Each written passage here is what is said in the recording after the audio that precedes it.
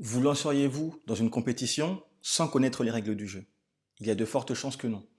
Avoir une promotion n'est pas si compliqué que ça et nous allons justement voir dans cette vidéo 3 règles d'or qui vont vous permettre de maximiser vos chances d'accéder à une promotion.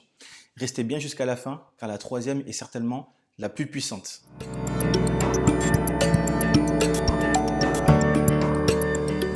Salut et bienvenue sur notre chaîne. Je suis Cédric du cabinet Connect Consulting Recrutement et ici, j'aborde l'ensemble des sujets liés à la recherche d'emploi et à votre évolution de carrière.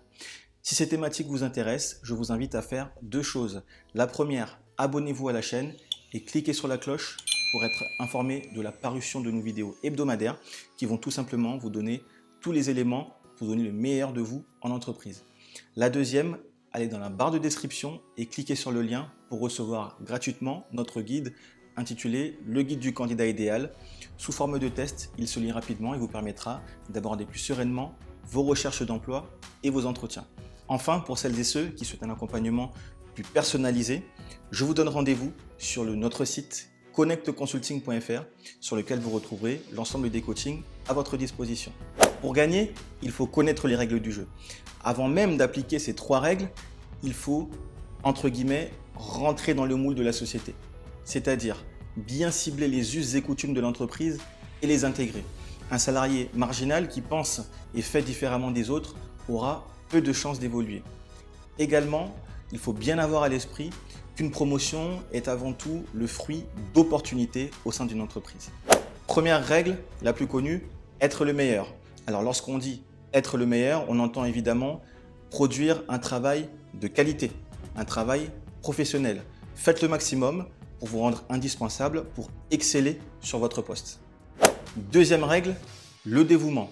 Logiquement, une entreprise va chercher à avoir des salariés dévoués et professionnels. Votre dévouement va donc se traduire par votre sérieux, par votre professionnalisme, par votre conscience professionnelle et également par votre capacité à accepter de faire des choses que les autres n'acceptent pas ou difficilement, et ce, pour le bien de l'entreprise ou de votre équipe. Ça va être, par exemple, partir un peu plus tard pour renseigner un client, pour terminer un projet. Ça va être aider vos collaborateurs, être un véritable interlocuteur privilégié. Tous ces éléments qui vont mettre en avant votre dévouement et jouer en votre faveur. Vous devez également être en mesure de prendre des initiatives qui parfois iront au-delà de vos fonctions. Attention toutefois à ne pas trop en faire et surtout à respecter les process internes que vous connaissez.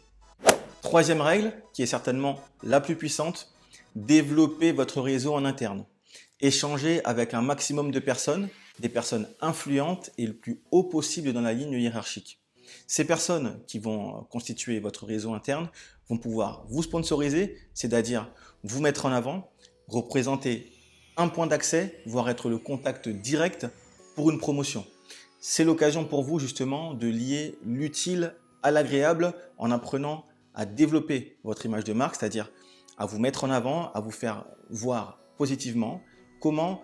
En échangeant un petit peu donc avec tout le monde, en allant déjeuner, en allant boire des pots, en discutant parfois d'autres choses que du travail, voire en tissant des liens, si vous avez des affinités.